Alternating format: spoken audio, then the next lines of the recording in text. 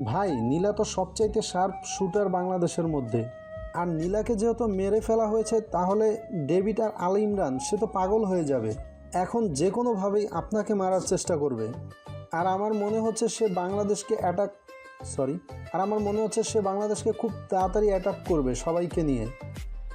আমার যত জায়গায় লোক আছে সবাইকে আজকে আমি সন্ধ্যার সময় আমার এখানে দেখতে চাই। সবার সঙ্গে আমার কথা আছে, নতুন প্ল্যান করতে হবে, বুঝতে পারছিস? তাড়াতাড়ি খবর দে। আর সামি রাকিব ওদেরকে খবর দে, তাড়াতাড়ি এসে যেন আমার সঙ্গে দেখা করে। এই কথা শোনার পর রনি চলে গেল। আর এদিকে অনেক সবাইকে খবর দেওয়ার পর সবাই বিকেলের মধ্যে গোডাউনের সামনে চলে আসে। গোডাউনের সামনে চলে আসার পর রুশানের জন্য ওয়েট করতে থাকে। আর সন্ধ্যাবেলায় রুশান ওদের সামনে আসে, দেখতে পারলো তার যত লোক আছে সবাই তার সামনে দাঁড়িয়ে আছে। আর দাঁড়িয়ে থেকে সবাই রুশানের দিকেই খেয়াল করছে। তখন রুশান ওদের সামনে গিয়ে বলতে লাগলো, তোরা আমার হয়ে অনেক দিন ধরেই কাজ করছিস। আমার লক্ষ্য ছিল ডেভিড, আলী, ইমরান ওদেরকে শেষ করে ফেলা। আজকে আমার সেই দিন এসেছে। আশা করি তোদেরকে আমি আমার যতটা সম্ভব হয়েছে তোদেরকে আমি ট্রেনিং দিয়েছি। যদি ট্রেনিং ভালোভাবে শিক্ষা থাকে, আমার ওয়াদা যদি তোদের মনে থাকে, তাহলে ইনশাল্লাহ আমরা জয়ী হব। আমরা জয়ী না হলে পুরো বাংলাদেশটাকে ওরা ধ্বংস করে ফেলবে, হত্যা করবে। এটার জন্য পুলিশ প্রশাসন, মন্ত্রী কোনো কিছুই করতে পারবে না। নিজেদের মতো করে প্রস্তুতি নিয়ে নে, যে কোনো সময় যে কোনো কিছু হতে পারে। আমি বলা মাত্রই তোরা যাবি একসাথে। তোরা এখান থেকে এখানেই থাকবি, যা বুঝতে পারছিস। আর চারদিকে সিকিউরিটি বাড়িয়ে দিবি, কেউ যেন বিনা অনুমতিতে প্রবেশ করতে না পারে। সবাইকে চ্যাটিং করা হবে। আর গোডাউনের মধ্যে যে কেউ আসুক না কেন, আমার সঙ্গে দেখা করা বাধ্যতামূলক, বুঝতে পারছিস? আর যদি কেউ বেইমানি করিস, তাকে কী অবস্থা করব এটা হয়তো তোরা কেউ আগে থেকেই জানিস। তবুও বলে রাখি, রাজুর মতো অবস্থা হবে। তাই বলছি, কেউ এমনটা করিস না। যদি বেইমানি করার ইচ্ছে থাকে, তাহলে আমার দল থেকে বেরিয়ে যাওয়ার পর বলবি। আমার খেয়ে আমার পরে আমার সঙ্গে বেইমানি করিস না। ভাই, আমরা আমাদের জীবন দিয়ে দেব, তবুও আপনার সঙ্গে কখনোই বেইমানি করব না। আপনি আমাদের নিজের হাতে ট্রেনিং দিয়েছেন, আমাদেরকে এই জায়গায় এনেছেন। আজকে আমাদেরকে সবাই এক নামে চেনে, রোশন চৌধুরীর ভাই ব্রাদার। আপনি আমাদের বস, আপনি আমাদের সব কিছুই শিখিয়েছেন। আপনার সঙ্গে কিভাবে বেইমানি করতে পারি? আর ভাই, আমরাও তো দেশকে ভালোবাসি, আমরাও চাই বাংলাদেশের প্রবেশ করতে না পারে।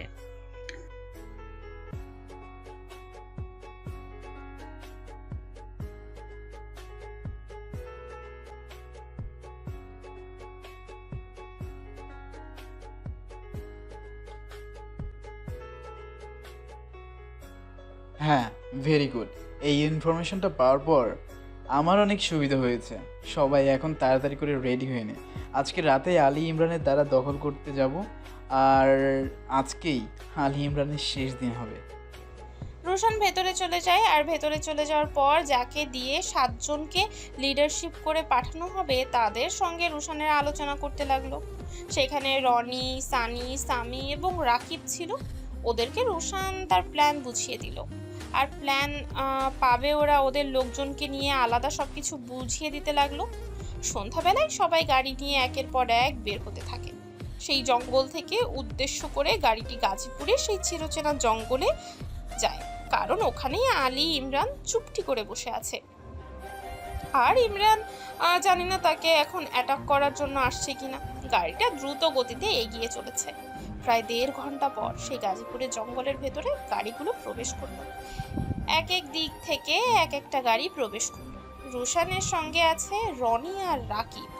রাকিব লোকেশন ট্র্যাকিং করছে। আর তখন রাকিব বলতে লাগলো, রাকিব ভাই, লোকেশন বলছে এইখান থেকে প্রায় 700 মিটার সামনে রয়েছে তার আস্তানা। আমাদের মনে হয় গাড়িটা এখানে রেখে যাওয়া উচিত। সবাই এই গাড়ি থেকে নেমে পড়লো। আর গাড়ি থেকে নামার পরে সবাই সবার পিস্তল নিয়ে সামনের দিকে এগিয়ে যেতে লাগলো। আর তখনই দেখতে পারলো রুশান একটা পাথরের মধ্যে আটকে গেছে। এটা কোনো পাথর নয়, এটা মনে হয় ল্যান্ড মাইন্ড ফিট করে রেখেছে আলীর লোকজন। আর তখনই সবাই বুঝতে পারার পর রুশান যখন সবাইকে সরে যেতে বলে, তখন রাকিব বলতে লাগলো, ভাই, আপনার নুন খেয়েছি আমরা, আপনাকে এখানে ফেলে চলে যাব এটা আপনি ভাবলেন কি করে? আমরা আপনাকে ছেড়ে যেতে পারবো না, মরতে হয় সবাই একসঙ্গে মরবো, কিন্তু আপনাকে রেখে একা কখনোই যাব না। রোশান সবাইকে একটু সরে যাওয়ার জন্য বলল। সবাই বুঝতে পারলো রোশান কিভাবে নির্দেশ করছে। রোশান তখন লাফ দিল বেশ দূরত্ব থেকে। আর তখনই বোমটা ব্লাস্ট হয়। কারোর কোনো ক্ষতি হয়নি, কিন্তু সবাই যদি লাভ না দিত তাহলে অনেক কিছু হতে পারতো। আর তখনই আলীর লোকজন চারপাশে ছড়িয়ে পড়ল। এটাই ছিল হয়তো তাদের গোপন অ্যাটাক করা। কিন্তু আলী যেভাবে রেখে দেবে ওটাও রুশান চিন্তা করেছিল, কিন্তু ততটা ভেবে দেখেনি। রুশান সবাইকে বলল ফায়ার করার জন্য। ঝাঁকে ঝাঁকে গুলি করতে শুরু করলো রুশানের লোকজন। গুলি করতে করতে সামনে এগিয়ে যায়, আর আলী কোনো উপায় না পেয়ে সে হেলিকপ্টারে করে পালিয়ে যাওয়ার জন্য ভেবে নেয়। আর এদিকে রুশানের লোকজন সবাইকে মারছে, আর এদিকে রুশান তাড়াতাড়ি করে আলীকে ধরার জন্য দৌড়চ্ছে।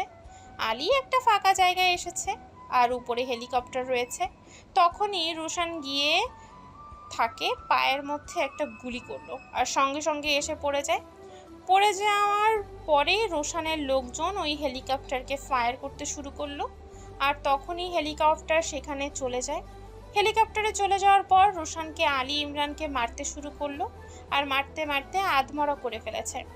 আর তখন আলী রোশানের কাছে জীবন ভিক্ষা চেয়ে বলতে লাগলো, রুশান, আমি সব কিছু স্বীকার করছি এবং এটাও স্বীকার করছি আমি তোমার পুরো পরিবারকে শেষ করে দিয়েছি। তোমার আত্মীয় স্বজন যেগুলো আছে সবাইকে মেরে ফেলেছি। আমাকে আর মেরো না, আমাকে জীবন ভিক্ষা দাও প্লিজ। এই বাংলার মাটি তোদের জন্য না।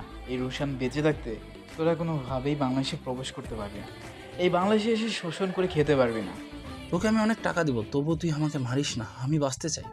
আমি জানি আমি অনেক অন্যায় করেছি, আমি সব কিছু স্বীকার করছি। প্লিজ আমাকে ছেড়ে দে রুশান, প্লিজ তুই আমাকে ক্ষমা করে দে। তুই যা বলবি আমি তাই করব।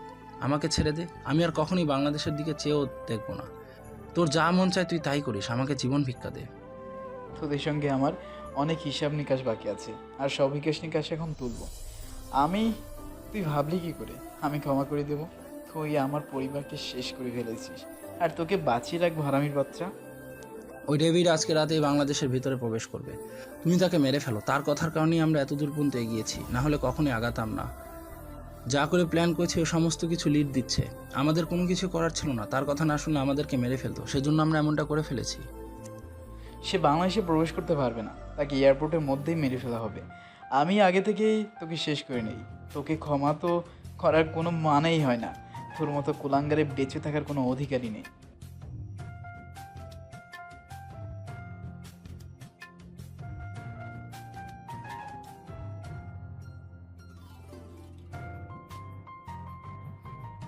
তোকে ছেড়ে দেওয়ার কোনো প্রশ্নই আসে না। তোকে এমনভাবে মারবো যে তুই নিজে থেকে বলবি তোকে মেরে ফেলার জন্য।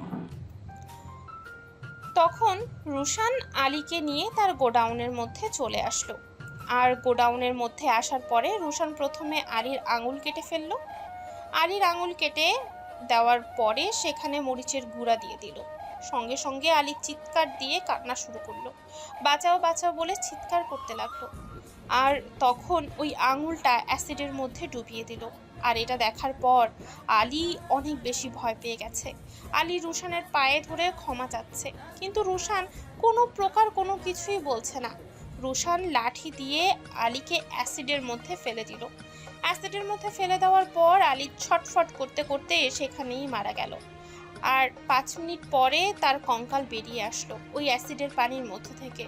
এটা দেখার পর রুশানের সঙ্গে যারা ছিল সবাই ভয়ে কেউ কেউ রুশানের সঙ্গে কথাই বলছে না। আর যখন রুশান একা একাই হাসতে লাগলো, কারণ তার বুকের ব্যথাটা একটু হলেও কমেছে। তার মা বাবা এবং আত্মীয় স্বজনের প্রতিশোধ সে নিতে পেরেছে। সাধারণ মানুষ অনেক খুশি এটার জন্য। রুশান তখন বেরিয়ে যায়, আর বেরিয়ে যাওয়ার সময় রনিকে বলল বাংলাদেশের মধ্যে তাদের যতগুলো জায়গা আছে সবাইকে মেরে ফেলার জন্য, এবং সেই জায়গাগুলোতে যেন আগুন জ্বালিয়ে দেওয়া হয়। তার লোকদেরকে সকলকেই মেরে ফেলা হবে। রুশান এই কথাটা বলে সে গাড়ি নিয়ে বেরিয়ে পড়ল। গাড়ি নিয়ে সে মন্ত্রীর বাসার সামনে চলে আসলো। আর মন্ত্রীর বাসার সামনে আসার পরে গাড়িটা রেখে সে মন্ত্রীর সঙ্গে দেখা করতে ভেতরে চলে গেল। মন্ত্রীর যত সিকিউরিটি ছিল সবাই এক নামে রোশানকে ভালো করে চেনে, আর রোশানকে দেখে সালাম দিতে লাগলো। রোশান গিয়ে মন্ত্রীর সামনে গিয়ে বসে পড়ল সোফার মধ্যে। তখন মন্ত্রী সাহেব রোশানকে বলতে লাগলো, কি ব্যাপার, আজকে মনে হয় তুমি এখানে পথ ভুল করে এসে ফেলেছো, তাই এই অধমের কথা তোমার মনে আছে? তাহলে যাক, খুশি হলাম তুমি এখানে এসেছো। আমি আপনার সঙ্গে প্রেম করার জন্য এখানে আসিনি, আর আপনি কি আমার বউ যে আপনার সঙ্গে প্রেম করব? আমি এখানে কাজের জন্য এসেছি। আপনি কথাগুলো মন দিয়ে শুনুন। এয়ারপোর্টের মধ্যে আমার সিকিউরিটি বাড়ানো লাগবে। আপনার কোনো সিকিউরিটি দিতে হবে না। আপনার যত প্রশাসনের লোকজন আছে সবাইকে সরিয়ে ফেলতে হবে। ওদের জায়গায় আমার লোকগুলো থাকবে। আমি এটা আপনাকে না বললেও করতে পারতাম, কিন্তু আমি চাই না কোনো বেআইনি কাজ করার জন্য, তাই এটা করার দরকার। এখন আপনি কি বলেন? দেখো, এটা কোনোভাবেই সম্ভব না। তুমি যেটা করতে যাচ্ছ এটা অসম্ভব ব্যাপার। কারণ দেশের আইন বলতে হতো কোনো কিছু একটা কথা আছে নাকি? সাধারণ মানুষ আইনের উপর থেকে আস্থা উঠে যাবে। তখন আমরা কি করব? সবাই আইনের প্রতি শ্রদ্ধাশীল থাকবে না, আবারও অন্যায় অত্যাচার শুরু হবে। তখন এটা কে মেনটেন করবে? দেখুন, এটা ছাড়া আর কোনো উপায় নেই।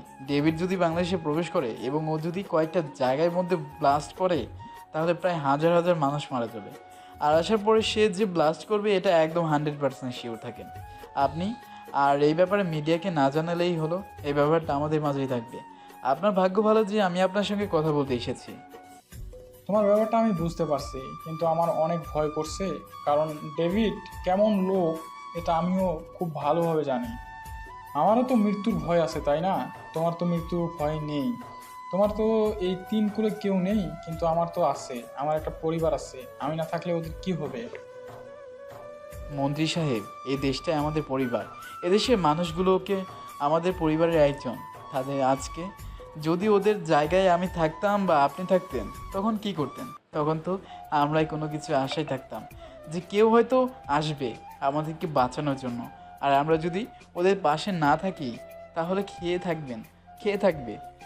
আপনি মন্ত্রী হওয়ার আসলে কোনো যোগ্যতাই রাখেন না। ইচ্ছে করছে আপনাকে থাপ্পড় দিয়ে সব কটা দাঁত ফেলে দেওয়ার, কিন্তু আপনাকে মেরে শুধু শুধু হাতটা নষ্ট করবো না।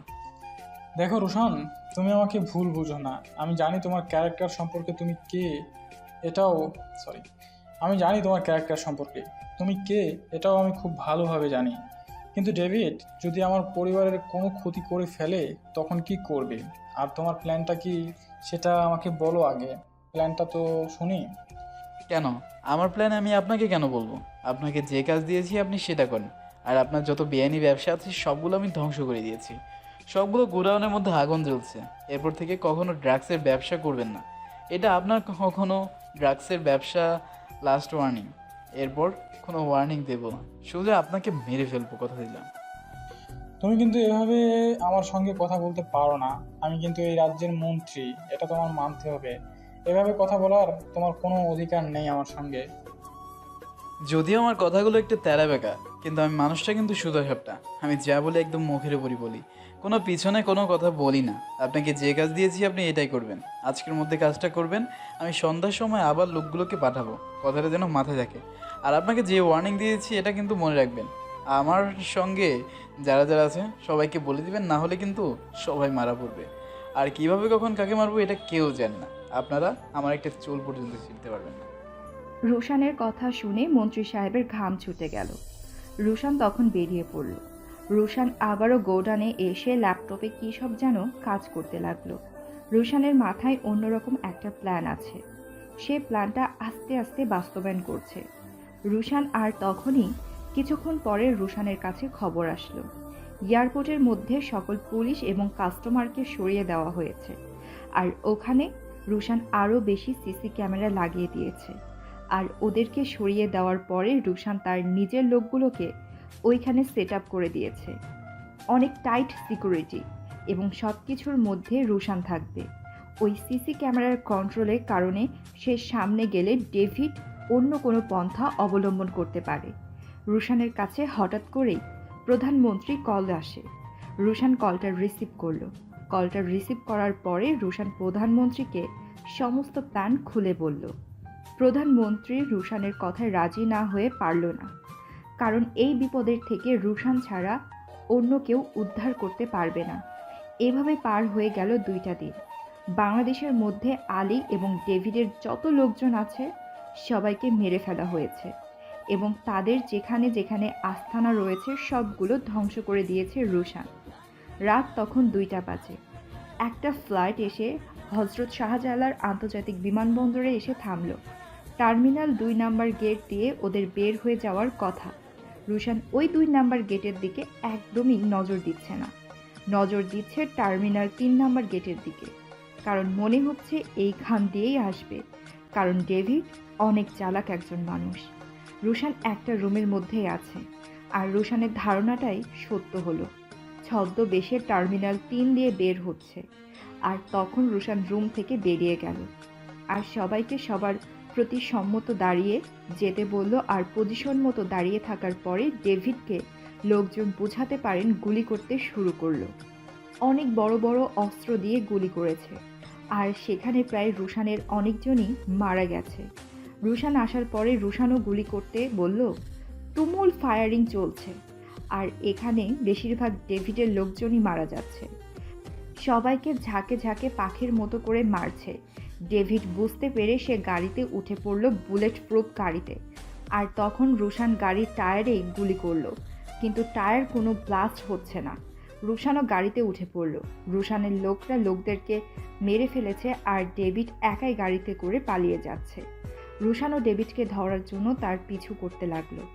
গাড়ি দিয়ে ডেভিড অনেক দ্রুত গতিতে ড্রাইভিং করে যাচ্ছে। রাস্তার মধ্যে কোনো কিছুই মানছে না। রুশানও গাড়ি চালিয়ে যেতে লাগলো। আর হঠাৎ করেই গাড়িটা একটা গাছের সঙ্গে ধাক্কা খায়। রুশান তাড়াতাড়ি সামনে আসে। গাড়ির সামনে আসার পরে ডেভিড রুশানকে পিস্তল তাক করলো। ফেলে দেওয়ার পরে ডেভিড তখন রুশানকে বলতে শুরু করলো। তুই আমার সবাইকে মেরে ফেলেছিস, আমার লোকজনকে মেরে পুরো জঙ্গলটাকে সাফাই করে দিয়েছিস। আমার বাংলাদেশের প্রতি কেনায় কেনায় লোক লুকিয়েছিল, কিন্তু তোর কারণে সবাই মারা গেল। এমনকি আলী ইমরানকেও অ্যাসিডের মধ্যে ডুবিয়ে মেরেছিস। তুই আজকে শেষ। আমাকে মারা এতই সহজ, এতই সহজ। তুই আমাকে মেরে ফেলবি আর তোর হাতে আমার মৃত্যু হবে, এটা তুই ভাবলি কি করে? এত অন্যায় করার পরেও তুই এখনো বড় বড় কথা বলছিস। আমার ব্যাকগ্রাউন্ড সম্পর্কে তোর কোনো ধারণাই নেই। শোন, তোর মা বাবাকে আমি আমার নিজের হাতে মেরেছি, পুরো আত্মীয় স্বজনকে আমি নিজের হাতে মেরেছি। তোকেও যদি পেতাম তোকেও মেরে ফেলতাম, কিন্তু তখন তুই বাংলাদেশে ছিলি না, সেজন্য বেঁচে গিয়েছিস। এখন আজকে তোর আর রক্ষা নেই। রোশানকে মারা এত সহজ না। তুই যে অন্যায়গুলো করেছিস, যে পাপগুলো করেছিস, সেগুলো একটা একটা হিসাব আমি তোর কাছ থেকে নেব। কত শিশু, কত মেয়েদেরকে তুই বিদেশে পাচার করেছিস, ওদেরকে বিক্রি করেছিস, আর বাংলাদেশের মধ্যে এসব ব্যবসা করতে চাস? তোর মনের মধ্যে একটু ভয় কাজ করেনি? এখানে কে আছে? আমার এতদিনের স্বপ্ন যে আমি এই দেশে আমার বিস্তার করব, কিন্তু সেটা তোর জন্য সম্ভব হলো না।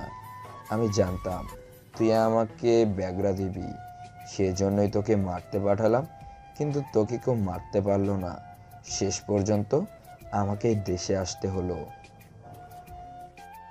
নিজের দেশের সঙ্গে এইভাবে বেইমানি না করলেও পারতি, কারণ এটা তো তোরই দেশ। কিন্তু মানুষের যেভাবে ক্ষতি করেছিস, তোর মধ্যে কি একটু দয়ামায়া কাজ করেনি যে আমি এতগুলো নিষ্পাপ মানুষকে হত্যা করেছি, মেয়েদেরকে এভাবে পাচার করেছি? ওরাও তো কারো না কারো মেয়ে, কারো না কারো আপনজন ভালোবাসা। রোশান আর কোনো কথা বলল না। ডেভিডের হাত থেকে পিস্তলটা নিয়ে গেল। আর পিস্তল নিয়ে যাওয়ার পর পিস্তল দিয়ে একটা গুলি করলো। ডেভিডের বুকের সঙ্গে সঙ্গে ডেভিড মাটিতে পড়ে যায়। গুলি করার পরে ডেভিডকে রুশান মারতে থাকলো।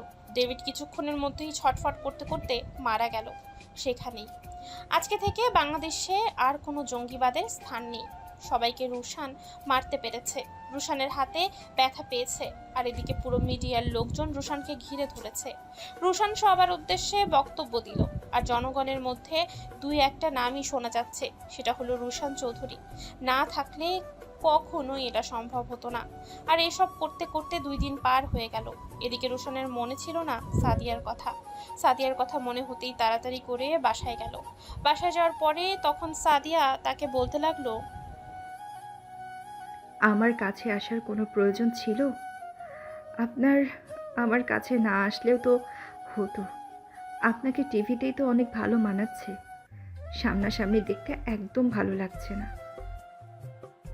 আমি কতটা ব্যস্ত ছিলাম এটা হয়তো তুমি দেখেছো, তবুও কেন এসব কথা বলছো? আজকে তোমাকে আমি বিয়ে করব, বিয়ে করে আমার বউ বানাবো। কি আমার বউ হবে না? আমি কোনো আন্ডারওয়ার্ল্ডের মাফিয়া আর কারোর বউ হতে চাই না। আমি চাই না এই মাফিয়ার বউ হয়ে সারা জীবন কথা শুনতে। আমি চাই একটা সাধারণ মানুষের বউ হতে, একটা ভালো মানুষের বউ হতে। তুমি চাইলে সে এখন থেকে সব কিছু ছেড়ে দিব, আর সব কিছু ছেড়ে দিলে তুমি তো খুশি থাকবে, তাই না? সমস্যা নেই, এই যে আজকে থেকে সব কিছু বাদ দিলাম, আর কখনো আমি এসবের মধ্যে জড়াবো না। আজকে থেকে আমার প্রতিশোধ নেওয়া শেষ। যাকে ছোটবেলা থেকে ভালোবাসলাম সে বড় হয়ে কি হলো? একজন আন্ডারওয়ার্ল্ডের মাফিয়া।